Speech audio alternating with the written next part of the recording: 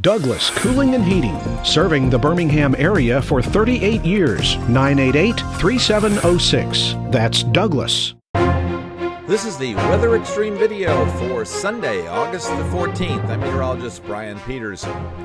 Well, many of us missed the rain yesterday. I'm one of those who missed the rain. We did have a few showers move through the area, and it looks like drier air is coming in and some slightly cooler air, at least for a short break.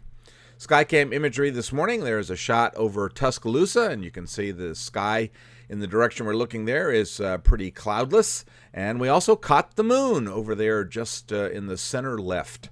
Now, it's not clear at Selma. They're south of what is the drier air moving in. We'll look at that in just a second. But as a matter of fact, let's look at it right now. There's a look at the surface map. And we do have what is much drier surface air over Missouri, where the dew points drop into the 60s. Right now, we're still around 70 for dew points in central Alabama.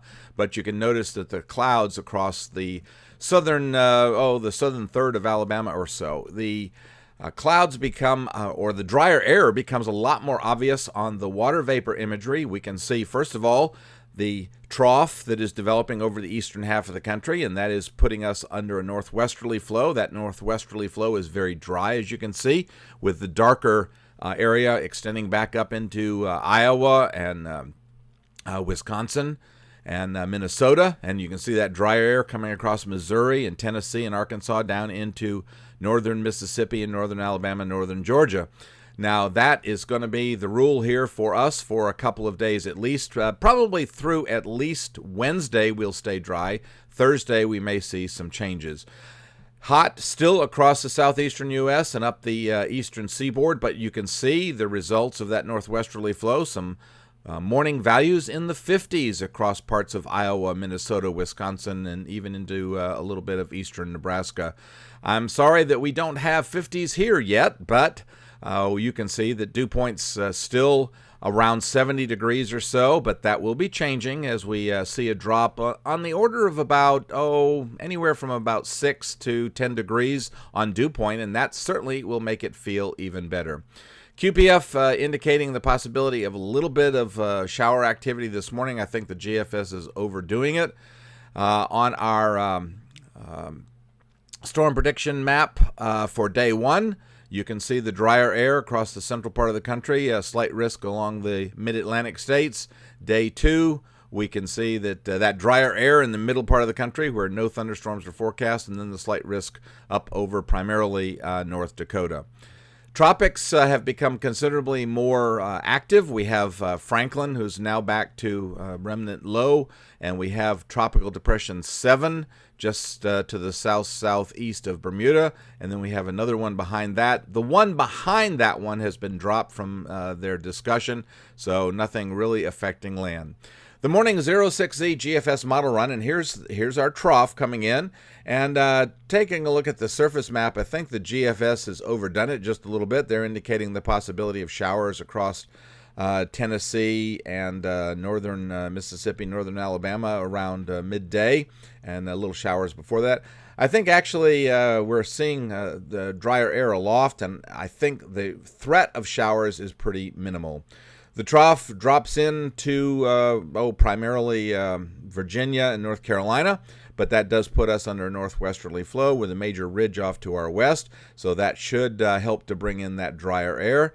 By Tuesday, we're still under that northwesterly flow. The ridge is trying to edge our way, but you notice there's some traveling weather systems, short waves moving across the south central Canada. That's helping to keep that ridge depressed.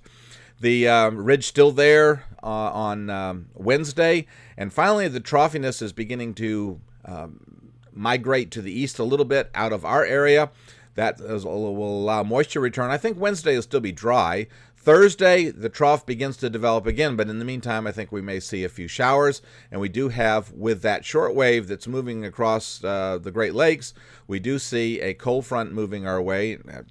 Cold front being a relative term, representing a boundary between drier and slightly cooler air. By Friday, the troughiness has again developed in our area, and the front moves through the GFS, indicating the possibility that it'll be dry. I think at this point we've got to say at least some chance of showers, probably a low chance, 20-30%, but at least there is some chance of showers.